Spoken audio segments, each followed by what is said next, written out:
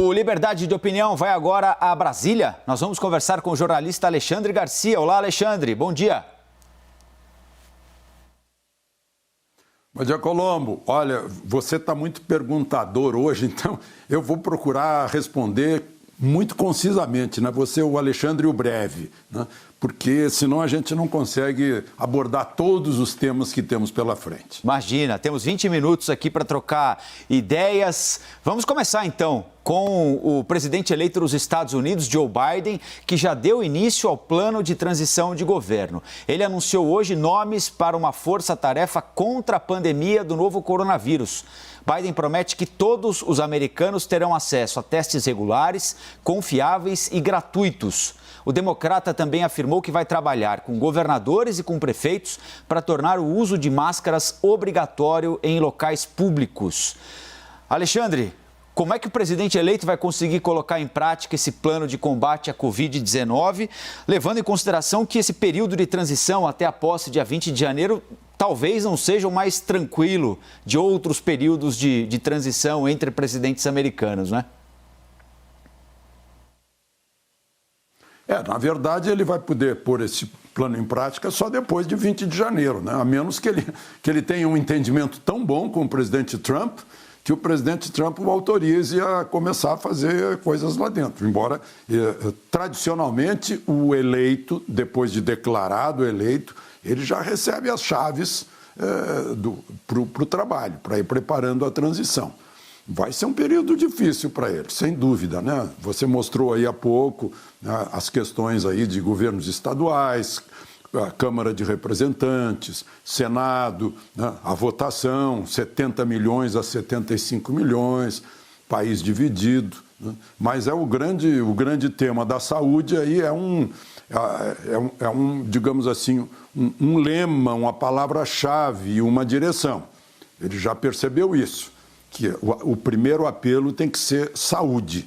Ele está bem orientado aí pelo pessoal de marketing que saúde é o primeiro tema nesse momento nos Estados Unidos. Além do novo coronavírus, né, o presidente citou também no discurso em que se declarou vitorioso, né, recebeu a vitória, ele citou a economia, a justiça racial, o clima e a democracia.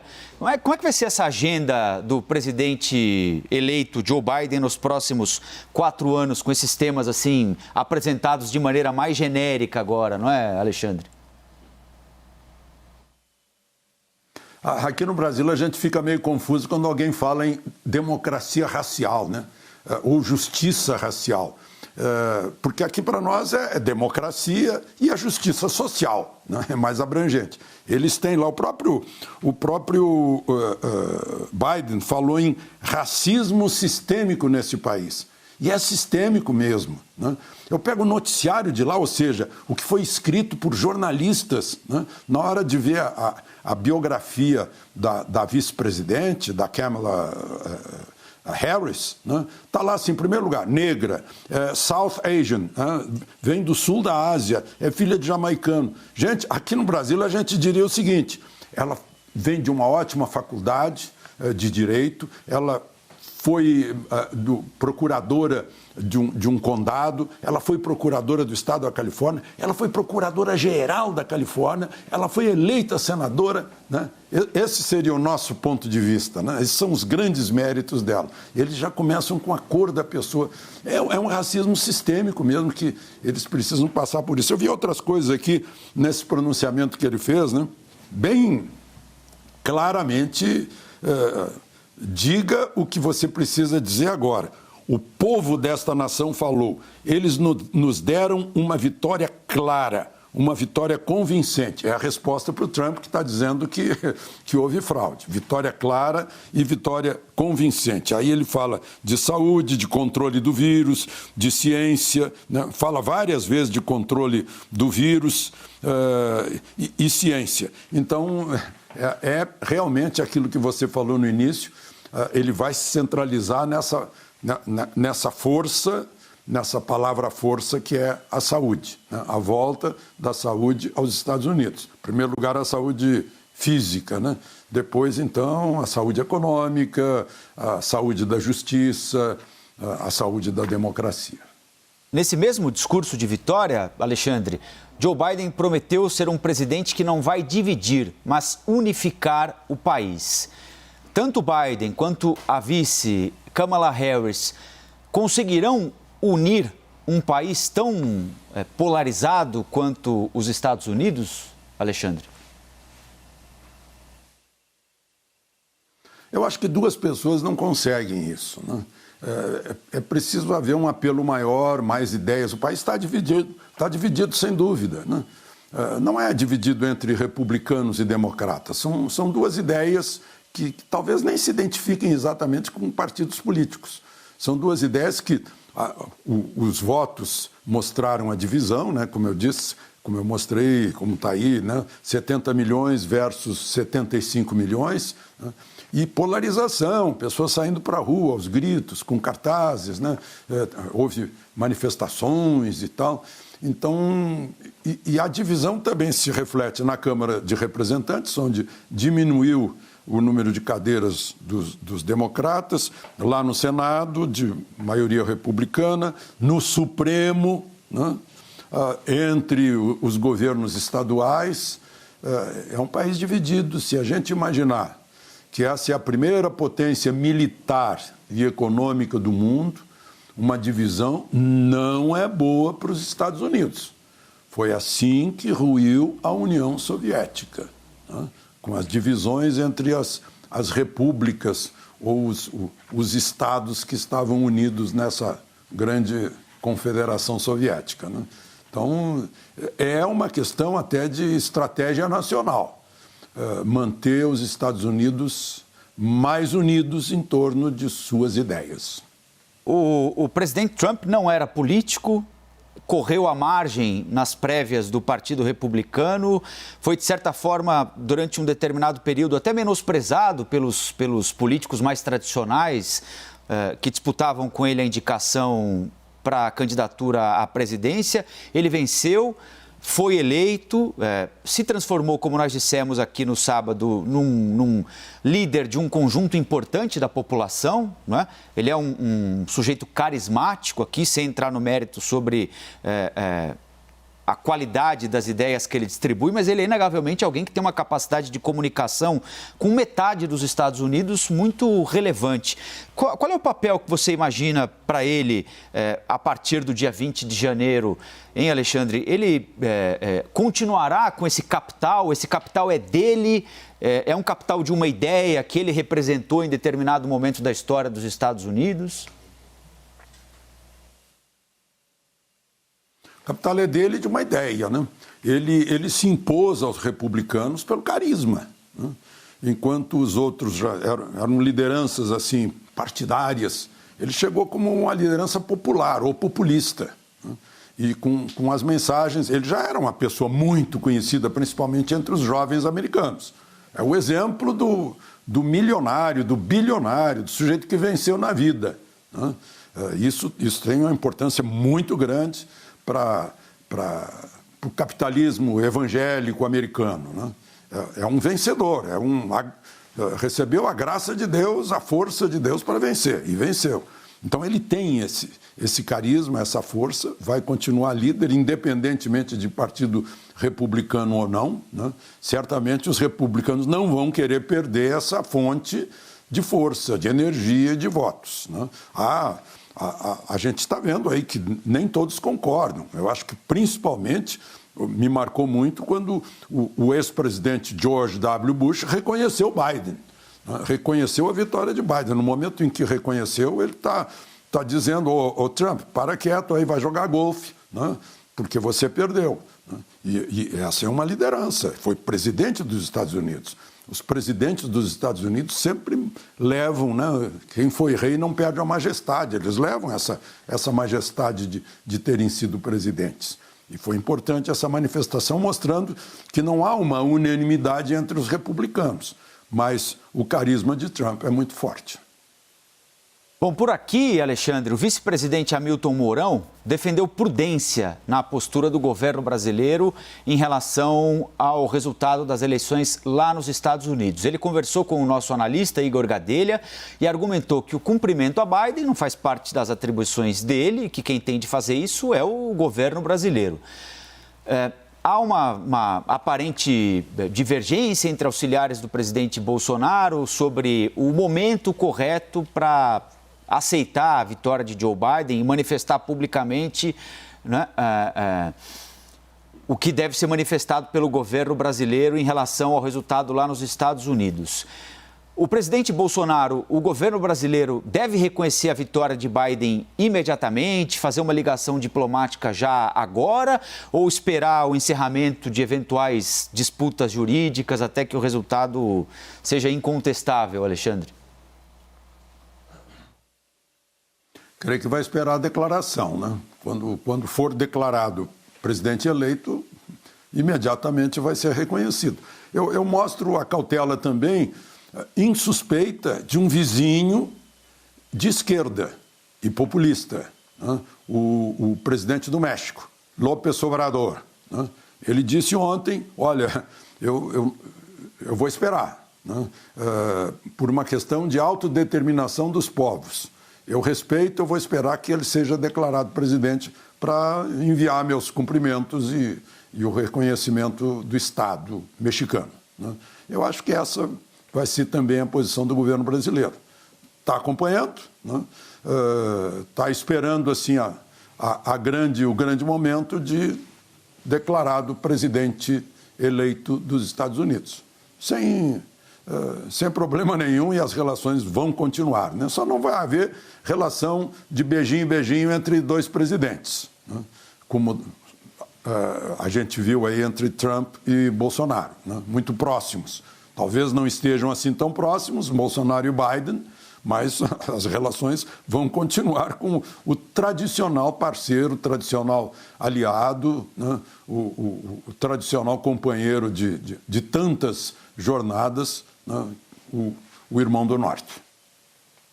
Em Israel, o primeiro-ministro Benjamin Netanyahu imediatamente reconheceu a vitória de Joe Biden, lembrando que ambos têm relações políticas há 40 anos, ressaltando também a boa relação que o presidente Trump manteve com Israel nos últimos 4 anos. Surpreende esse reconhecimento tão rápido assim de Israel da eleição americana, Alexandre? Não, porque os Estados Unidos são os principais avalistas, fiadores, mantenedores militarmente do Estado de Israel. Ninguém ousaria, né, usar armas atômicas, por exemplo, contra Israel, sem que tivesse uma retaliação gravíssima dos Estados Unidos, seja qual for o governo. Os governos democratas e republicanos sempre demonstraram que os Estados Unidos são o amigo de Israel. Israel sabe disso, né? Então mantém essa fidelidade, essa linha, né? Agora, sem dúvida, a manifestação de Israel pode ter mais influência ainda junto ao governo brasileiro, que é um governo também aliado e admirador de Israel.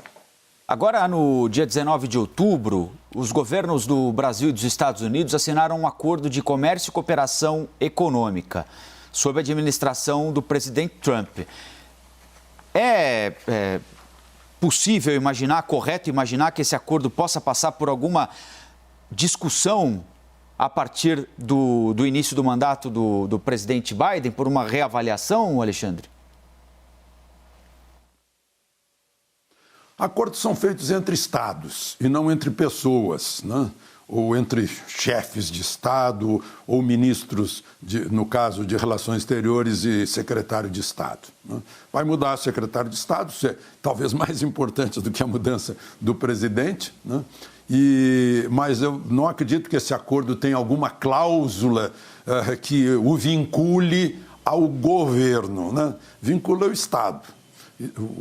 Dois países fazem um acordo e esse acordo há de ser cumprido. Agora, sobre política ambiental, o presidente eleito Joe Biden fez, nós já falamos nisso aqui no Liberdade de Opinião, né? Ainda durante um dos debates com Donald Trump, críticas ao governo brasileiro sobre queimadas na floresta amazônica, ameaçou causar significativas consequências econômicas, foi a expressão que ele utilizou, ao Brasil, caso o desmatamento continue.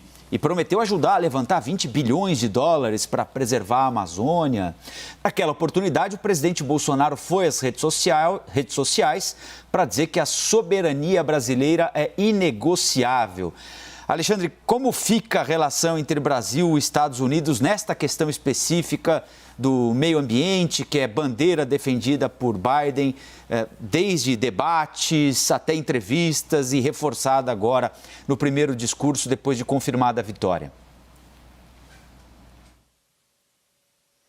Ele falou em clima, mas não falou em Amazônia, né? Ou seja, o pessoal que está lá orientando os discursos, as manifestações, o que é prioritário ou não, pelo menos eu não vi nenhum trecho de Amazônia. Ele falou em clima, aliás, muito estranho, se a tradução foi bem feita, ele disse o seguinte, abro aspas, salvar o planeta controlando o clima, fecha aspas. Se a tradução for bem feita, ele está pensando que é o Rei Sol. O Rei Sol é o Luís XIV, né? Agora, eu fico perguntando, né? Será que ele terá tempo de continuar com as ameaças em relação à Amazônia? Porque ele tem tanto problema local, começar pela pandemia, as consequências da pandemia, né? As consequências da eleição, todas as consequências da eleição. Ele vai estar muito ocupado com isso. Eu não creio que ele vá ter tempo de nos ameaçar de novo. E se houver ameaça, esse é um ponto crítico, muito crítico nas relações entre os dois países. Eu quero lembrar um outro presidente democrata, o Jimmy Carter, que em outros tempos também andou se metendo em assuntos internos brasileiros e o resultado foi, o Brasil denunciou o acordo militar Brasil e Estados Unidos, rompeu, e isso causou muita... Se estranharam, Brasil e Estados Unidos. Então, talvez aconselhem ao senhor Biden, agora que ele não está em campanha, né, a moderar essa história de ameaças em relação à Amazônia. Porque isso é muito claro, né, que a Amazônia é inegociável, é intocável por parte de estrangeiros, é um problema nosso, é nossa, né, e não se meta. Esse é o recado para Biden, né. Então, ele que, se houver repetição de ameaças, tentativa de humilhação, oferecendo 20 bilhões e ameaças de juntar o mundo para submeter o Brasil, né? Aí não vai ser bom. Né? Aí não vai ser bom. Aí vai ser um momento crítico das relações entre dois países que são irmãos há séculos. Agora há pouquinho, Alexandre, a Pfizer anunciou que a candidata à imunização que desenvolve em parceria com a BioNTech teve mais de 90% de eficácia na prevenção da doença. A americana Pfizer e a alemã BioNTech são os primeiros fabricantes de medicamentos a apresentar dados bem-sucedidos de um ensaio clínico em grande escala de uma possível vacina contra o coronavírus. Não há preocupação, segundo as empresas, séria com a segurança da imunização e elas esperam autorização de uso de emergência nos Estados Unidos para ainda este mês. É uma boa notícia no combate ao novo coronavírus, não é, Alexandre? Excelente notícia, né? E olha, vacina com mais de 90% de eficácia, isso é uma vacina excepcional, é uma super vacina. Porque, vejam só, o que o padrão científico aceita de eficácia de uma vacina é quando ela está acima de 74%. Imaginem só, acima de 74% de resultado, ela tem eficácia. E se eles estão anunciando, é a Pfizer não é uma empresa que surgiu agora para fazer vacina, né? Eu conheço a Pfizer há, no mínimo, 65 anos, porque eu tinha um colega que trabalhava na Pfizer assim que a gente saiu do ginásio, eu estou falando em 1956, né? Então a Pfizer tem uma imensa tradição, né? E é um laboratório conhecido, produtor de tudo, né? Inclusive de produtos veterinários e de uso humano. E se ela faz esse anúncio com a alemã BioNTech, né? E vai para a FDA. A FDA é rigorosa também. A administração de droga e alimento lá dos Estados Unidos, né? Uma espécie assim de Anvisa dos Estados Unidos. Ela é muito rigorosa. Então, se ela autorizar e se for usado lá, né, eu como brasileiro vou ficar olhando. O resultado estiver bom, aí vou em frente com a vacina, né? Já que os americanos é que vão ser o grande teste, mas provavelmente, eu não conheço os relatórios da Pfizer até esse momento, vou sair daqui, vou para o computador para ver, né, a quantidade de testes que fez, porque vacinas demandam testes e testes demandam tempo para saber quais são as reações adversas, quais são as outras consequências do uso de uma vacina. E espero que ela seja também, que não seja uma vacina genética, de modificação genética, mas seja uma vacina de anticorpo, né, de vírus enfraquecido. E vai ser uma grande vitória para os americanos também na corrida da vacina, né? O Sidney lembrou muito bem disso. E a Pfizer tem um grande nome a zelar. Alexandre, bom dia e até o próximo Liberdade de Opinião, hein? Bom dia, obrigado pela audiência e até breve.